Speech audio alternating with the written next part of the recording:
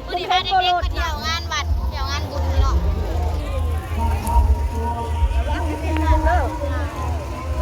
เบิ่งแน่มูไปโอเคถ่ายด้วยเจ้ามาเบิ่งมาดูเจ้าหอบสารมาเบิ่งมาลำพี่น้องซุ้มบ้านเฮาได้นะเนาะรถ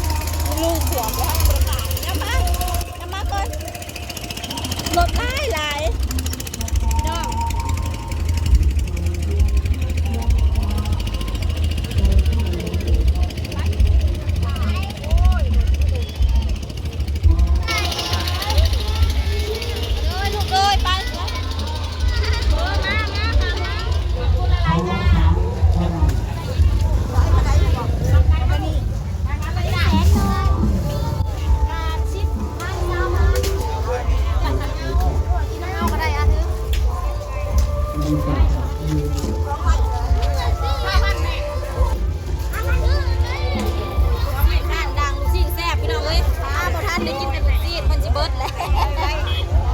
กินข้างๆให้กินแต่ลูกชิ้น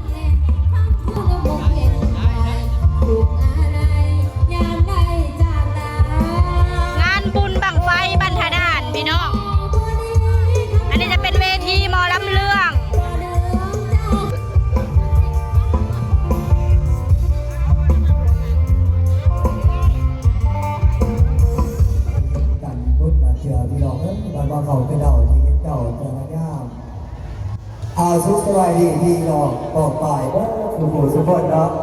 ปิดบอกแก้เพื่อนบอกกองพี่น้องบอดำนอกบดีเต่าเมืองเต่าเมืองใส่ผู้ทองเมาเนาะขอร่วมเราขอสุภพกันในทั้งนาพี่น้องมาเท่าที่ได้ใส่เงินหาทั้งนาที่งานโรงงานเนาะทำแก่รวมไถ่โดยในเฮาที่เป็นหักเป็นแท้ก็ทิปะดาบอยเนาะ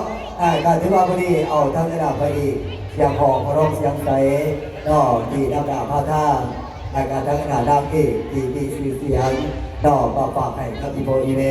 นอกวาสิเบตทั้งระดับไปอีกวันใจอยู่ในยกนี้นอกจากคือพระอีกโดยสีดินสมบูรณ์เนาะดังการทั้งระดับพระอีกนั่งอีกนอที่ผู้กูกันกันคือนางเอกเป็นสีดอกดีทั้งอีโบอีเมลจักกันดีตัวนี้นักดาบพระท่าเนาะเอาทั้งนาทีมงานดอกโรงงานดอกบัวที่เป็นพระเอกบัวที่เป็นนางเอกได้ทานบดีเนาะด้วยทั้งอาจารย์เนาะที่นำดาบพระท่าเอามาแสดงในคำเกินวันนี้เนาะสบายดีนะป้านีพามาพี่น้องเลยป้านีกับลุงพามาพาเด็กๆมาเปิดหูเปิดตางานใกล้ๆงานสุดท้ายแล้วก็เลยพาสุพรรณมาเวทีแบบอลังการแห้งพี่น้องบดีจะเกินสี่นำหน้าพระธาตุเอาทั้งกระดาดูคลิปดูการน้ำเรื่องในนอกพิเศษทั้งกระดาเนาะบวารสิเป็นทั้งกระดานั่งอีกสมดีเนาะบดีกานางเอกเจ้าเก่าเนาะ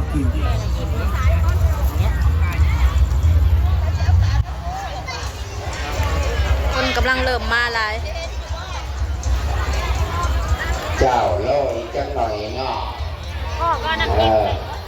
กำลังสีลุกจะตั้ง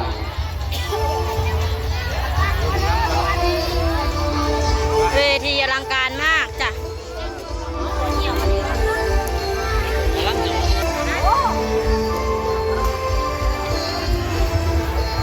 ไปเบิ่งหมอล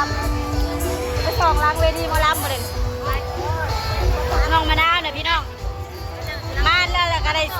เสียเงินรวดใส่สัญญากันว่าสิบ่เอาหยังสัญญากันว่าสิบ่เอาหยังมาหล่อซื่อๆสัญญากันว่าสิมาหล่อซื่อๆไปมันสิเบิดบ่ไปไปยังมึงโน่เด้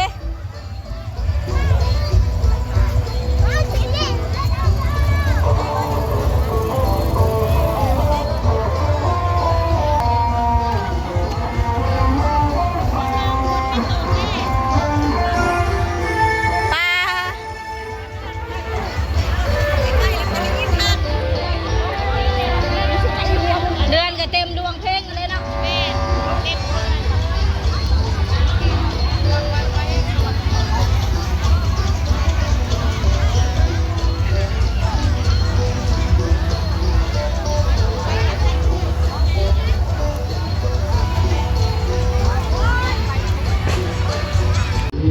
มันมืดมากเลยสาวแดนเซอร์พี่น้องเฮ็ดได้มืดๆนี่แหละถ่ายไปเบิ่งหน้าเวทีขนาดยังไปได้ไหมเตยโน่ไปก่อนเลยสไลเดอร์ไปได้ไหมหามั่งสิถือหามั่งลูกศิษย์ไปลินป่ะไปถ่ายสไลเดอร์เลยไปน้ำล้างโน่ไปเลยไปรถเลยส่วนยายไปใช่เหรอยายไปรถเดี๋ยวไปน้ำล้างบรรยากาศหลังเวทีรับหน้าที่แม่เฝ้าลูกลินสไลเดอร์พี่น้อง